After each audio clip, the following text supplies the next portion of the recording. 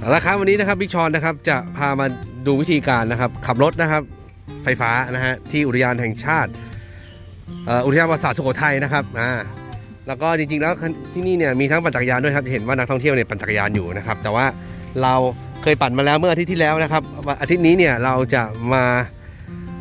ขับรถไฟฟ้ากันนะครับโอ้โหโคตรคลาสสิกเลยนะฮะ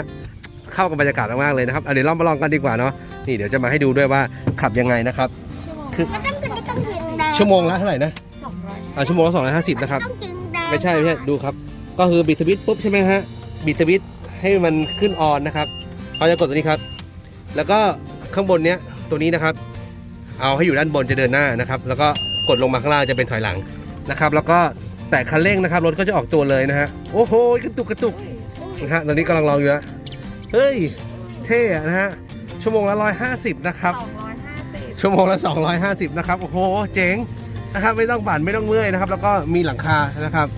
ดีกว่าไปปั่นร้อนๆคือถ้าไม่ร้อนนะผมก็กะว่าจะปั่นนะครับวันนี้ก็อากาศมันไม่ไหวจริงๆครับแล้วก็ในชอนดูดิเหงื่อแตกซิกแล้ว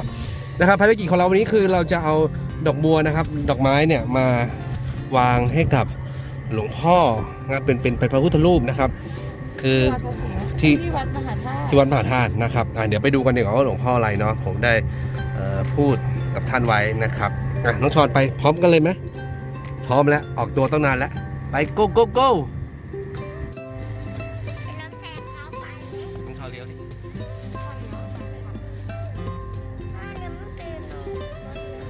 ต้องเลี้ยวเองไม่ให้ชอนเราเลี้ยว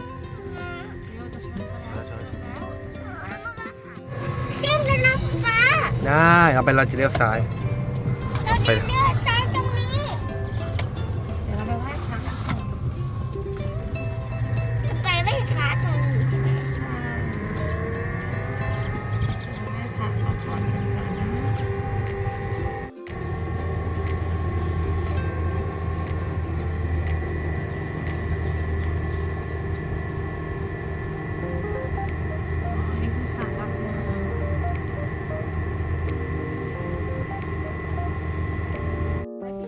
ตอนนี้นะครับเนื่องจากเมื่อกี้เราลงไปไหว้พระนะครับก็มีฝรั่งได้มานั่งรถเราเล่นนะครับ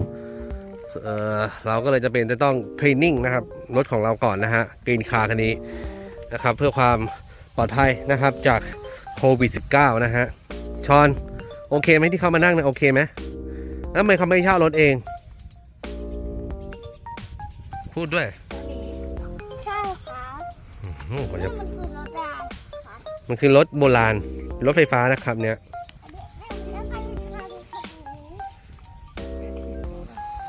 เอาล่ะเดี๋ยวเราจะไปกันต่อนะครับขับรถโบราณวนภายในอุทยานสุโขทัยกันนะครับ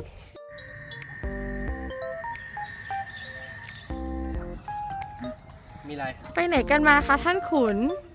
ก็จะเข้าไปในเมืองหน่อยเข้าไปทำอะไรคะเรื่องข้าวสารกรมวังคังนากรมวังคังนาเหรอคะ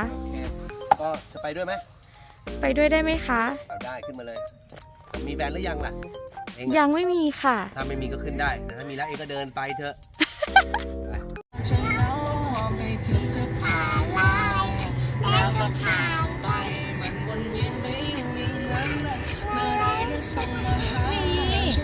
มีให้ดูด้วย MV พิงได้พอดีเลยนะว่ามันเฉียงหน่อยสงสัยว่าทำไมโลกใบนี้ยังน่ารักไม่เท่าเธอไม่น่ารักเลยสักนิดมีคำถามตอนนี้ผมน่าจะไปแต่ไม่คิดถึงฉันเหงาความไปถึงเธอผ่านแล้วก็ผ่านไปมันวนเวียนไปอยู่อย่างนั้นเมื่อไรจะส่งมาหาไม่ชอบเข้าหลังก็เพราะผมรักเข้าฟ้าตัวใครบาง